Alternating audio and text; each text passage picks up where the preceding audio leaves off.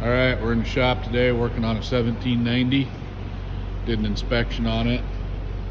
Got a little pile of parts there we've taken off so far. Disc openers were pretty well wore out on this. They actually measured good, but the bearings, about half the bearings were shot. If you saw my video yesterday, you can see that we actually had dirt caked up on the inside of these. Dirt caked up on the inside of these and causing it to not, or causing it to have a gap all the way through, so we couldn't properly space them. I'm going to show you a few things on this. So a properly spaced disc opener, you should have an even gap on both sides up here.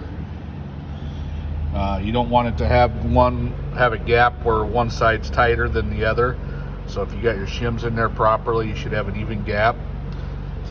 I'm gonna have Jacob spin these around. They should spin really tight. You shouldn't be able to spin them around real easily. And they should stay tight all the way around. You know, so if you spin them and they get tight and loose, you've got a warped disc. Probably not one we want to use. So these are brand new discs, so we're gonna shim them right at 2 inches. So to do that, you put business cards in there, bring them together, and it should measure about 2 inches between them. The reason we want to go right at that 2 inch mark on a brand new one is you've got paint on the inside of these that's going to wear off, and you want to make sure that, you know, when it actually gets out in the field and starts wearing some of that paint off, you're going to stay in that 1.5 to 2 inch range on that contact point. If you got a bad contact point, you're going to end up with discs that look like these. You're going to have dirt that builds up on that contact point. That's a bad thing, because if dirt can get in there on that contact point, then you're actually going to be making a W trench instead of a V. Going to cause poor seed to soil contact, poor seed placement. So it's very important to get that contact point shimmed properly. Talked about a few of the other parts that we've replaced on here. This is your inside frog. Kind of an inexpensive part, something you just as well replace while you're in there. If you're going to do disc openers, you might as well put this $6 part in there. Is, you know, your labor to get in there and replace this later on is going to cost you more than this part. So these are marginal on their wear point, but you got to measure at the right spot. You know, if you go ahead and slide that in. If you measure, you know, these probably could have gone another season. 5/8 is replacement, but they were, because of the way that those discs were shimmed, they kind of wore weird, where, you know, out here at the point, we're probably still over 3/4 of an inch. But back here where they wore out, we're probably getting close to that 5/8. So, again, just one of those parts you just will replace while you're in there. It does protect your seed tube, and, you know, there are other parts that you'll start wearing out if you don't just keep those well maintained.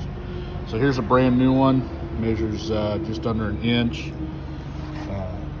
You know, it's really easy to install. The hardest part is just tearing all your disc openers off to get to them. Showed you before that closing wheel. So there's the bushing. You can see that there's probably a good 1/8 inch gap in there. If you don't keep these well maintained, what'll start wearing out next is the actual arm. So you go from replacing a $5 part to a $50 or $60 part, you know, so it's well worth the investment to keep these parts maintained. One of the other things we found that we're going to replace on all the corn rows are these gauge wheel arms. We're going to the new style one with a shorter contact point in the threads. This is what all your new Deeres will have on them. We're able to get those through a aftermarket source. So give us a call if that's something you're needing done on your planter. Here's one of our brand new arms. Go ahead and shake that, Jake. You can see there's no play in there. And we'll start the age-old debate of how to set a gauge wheel. Typically what we want to do is you want to have contact with that disc opener through the stroke of the gauge wheel. Because what it's doing is it's keeping dirt from getting down into your trench. The other thing, but you don't want to have so much contact, go ahead and lift that and just drop it, that if you let go of it, it won't drop with gravity. So we've seen both sides of the spectrum here, to where there's no contact and they just float real freely, but you're also probably getting dirt down inside your seed trench because you don't have contact with your gauge wheel. We've also seen the other side of the spectrum where you lift it up, let go of it, and it just stays there. Neither way is good. What you really want is good contact, but gravity should let that gauge wheel arm drop. This side we've got one of the wore out gauge wheel arms, so you can see there's no way you're going to set that to where it's going to have contact all the way through the engagement point. The other part of these arms that wears out is right here, where it comes up against your depth stop. There's probably a good 1/8 inch divot. You can flip these arms over. You should be able to get several seasons out of them. You'll flip them once, and then once you've flipped them twice, or flipped them once, when they start getting slop in the bushing here, it's probably just time to replace the whole unit. So we're going to show you how to install a set of disc openers over here. So we'll start from tore down row unit here, and Jake's going to go on camera here. He loves that. Say hi, Jake. So I'm going to start off by putting the new frog in place. Like I said, those are fairly simple.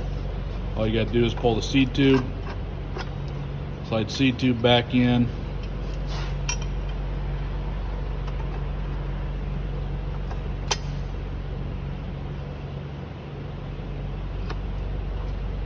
and now our new frog's in place.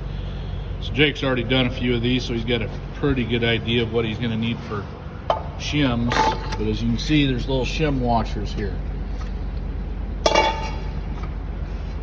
Now what we do is we move those shim washers from the inside to the outside to properly shim that disc. Now as they wear, you're going to take shims out and bring them in tighter and tighter. As you take those shims out, you're going to want to put the shims on the outside of the disc. Do not just take the shims out and leave them out. Quick thing to note, one of these will be a backwards thread. So if you're working on these, don't just start hammering on it with an impact thinking it's not working right, because or not coming apart, because that's probably your backwards thread.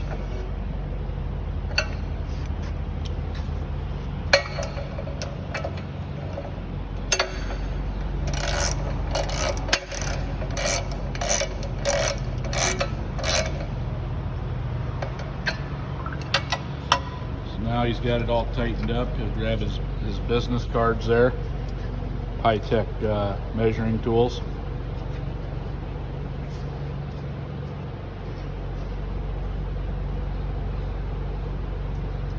As you can see, he's got a nice even gap at the top.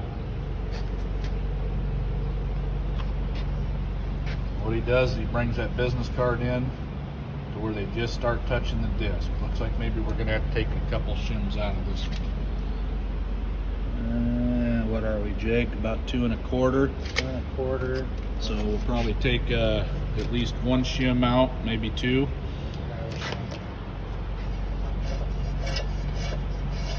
The other thing you want to do is kind of spin them around a little bit, make sure that you're not just sitting on a high spot in the paint or something like that.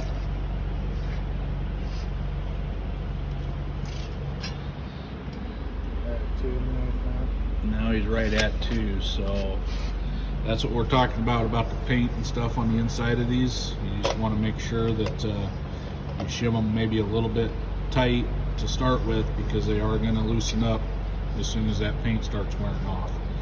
So on a brand new one, you want to be a little bit tighter. Next thing we'll do is we'll put the dust caps on here.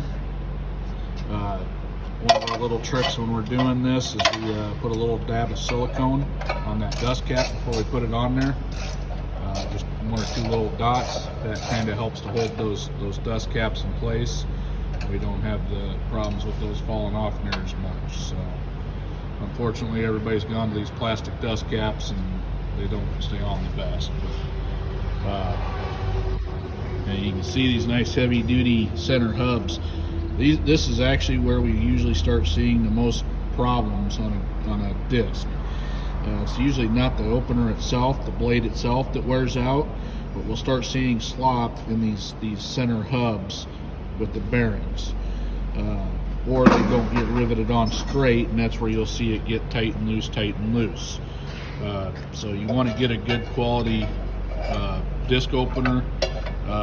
It's not just the opener itself. You know, don't be fooled by somebody saying, yeah, they got a good quality blade.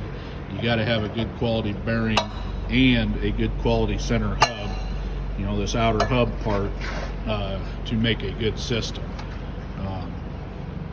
You know, some of you might ask, you know, why didn't we just replace the bearings on those bad blades?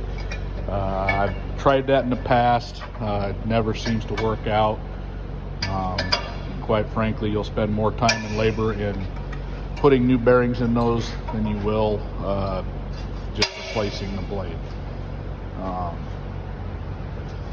About the only time we'll do that is if we have maybe one bearing go bad on a row, and you know, we're trying to salvage the row, so we'll replace one bearing. But we usually, if it's more than one bearing, 1 or 2 bearings on a planter, we're going to probably look at replacing them.